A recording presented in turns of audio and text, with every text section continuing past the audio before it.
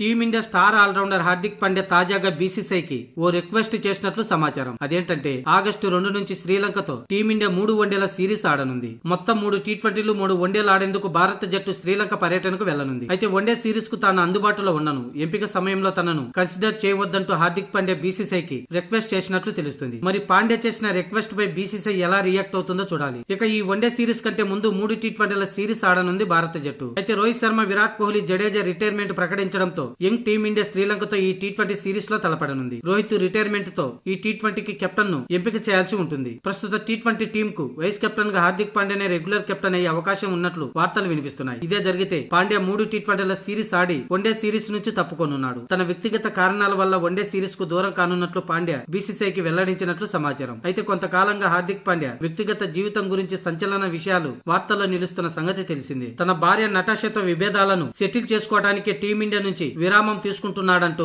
విశ్లేషకులు భావిస్తున్నారు. ఇకపోతే టీ20 వన్డే సిరీస్ కు సంబంధించిన స్క్వాడ్ ని మరో 2-3 రోజుల్లో ప్రకటించనుంది బీసీసీఐ.